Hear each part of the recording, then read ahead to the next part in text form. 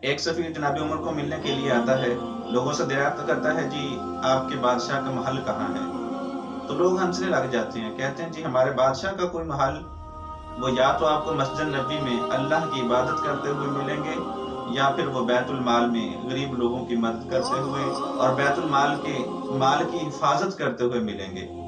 تو وہ دیکھنے کے لیے مسجد نبوی میں جاتا ہے، وہاں بھی موجود نہیں۔ پھر اس کے بعد وہ بیت المال میں جاتا ہے، وہاں بھی سیدنا عمر فاروق رضی اللہ تعالیٰ عنہ نہ ملے۔ تو وہ دیکھنے کے لیے باہر کو نکلتا ہے تو کیا دیکھا کہ جنت البقیع کے قریب ایک درخت کے نیچے جناب عمر لیٹے ہوئے ہیں۔ تو وہ کہنے لگا جناب آپ نے انصاف کیا ہے، اس لیے آپ کو کچی اینٹوں پر بھی نیند آ جاتی ہے۔ ہمارے بادشاہوں نے انصاف نہیں کیا، ان کو نرم تکیوں پر بھی نیند نہیں آتی۔ جب قومیں انصاف کرنا چھوڑ دیتی ہیں، بادشاہ انصاف کرنا چھوڑ دیتے ہیں تو وہ قومیں تباہ ہو کر رہ جاتی ہیں۔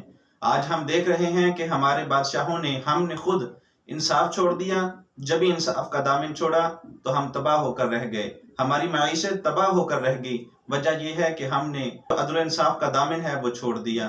جب ایسا کریں گے تو حدیث مبارکہ کے مطابق پھر معیشت کو درست کرنے والی اور کوئی چیز آ نہیں سکتی جب تک کہ ہم اللہ اور اللہ کے رسول کے فرمان کے مطابق زندگی گزارنا شروع نہ کر دیں۔